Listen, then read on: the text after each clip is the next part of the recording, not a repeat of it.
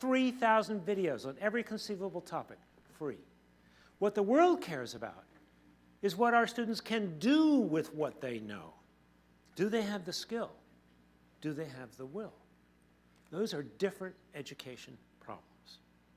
And that's what I want to try to frame and explain. Skills. Number one, critical thinking and problem solving. Over and over again, executives told me the most important skill for them is the ability to think critically. But they went further. They said the capacity to think critically begins with the ability to ask really good questions, to ask the right question. I love Sam Houston's framing of an idea where powerful teaching is that you answer a question with a more powerful question. Collaboration across networks and leading by influence. Increasingly, all work is being done in teams, and more it's being done virtually. So people are connecting and working in virtual atmospheres. Essential that they deeply understand differences, cultural, religious, ethnic. But the ways those teams are led is very different than just a quarter of a century ago. They're led by peers through influence. Agility and adaptability, the pace of change, the complexity of problems absolutely demands that people be agile and adaptable in the workplace. It's an increasingly important capacity. Initiative and entrepreneurialism. It was Mark Chandler, Vice President of Cisco Systems and General Counsel at Cisco, who explained to me how large companies like his, the senior executives lay awake at night worrying about keeping that entrepreneurial spirit and sense of initiative alive. He said, if I have an employee who sets and meets 5 goals, 100%, that's simply no longer good enough. He said, if on the other hand, I have an employee who sets 10 stretch goals and perhaps only succeeds at 7 or 8, he or she is a hero. What would that person be in our schools? Would have missed 2 or 3 out of 10. We penalize failure. C or B student, maybe. I'm going to come back to this problem. Effective oral written communication, the #1 complaint of both college teachers and employers. It was a senior executive at Dell who said to me, you know, the reason these kids can't write is because they don't know how to think, meaning they don't know how to reason, they don't know how to construct an argument.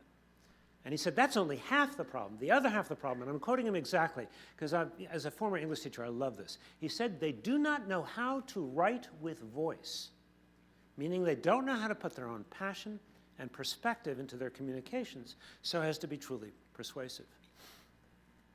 Accessing and analyzing information, we all know it. The amount of information is growing exponentially. That's why it's comparatively less important. How many of you had to memorize the periodic table? Raise your hands. How many are there again? What did you say? I didn't hear that. Whatever number you came up with is wrong because 2 more were added last week.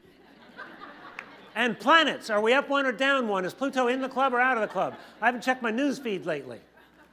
Oh, you want to have a competition? Let's see how many can recite the 50 state capitals from memory while I Google them. Let's see who's quicker. It's a very different world with that kind of access, that kind of incredible exponential growth of information and accessibility. Lastly, I heard over and over again about the importance of curiosity and imagination. How many have read Dan Pink's book, Drive? Raise your hands.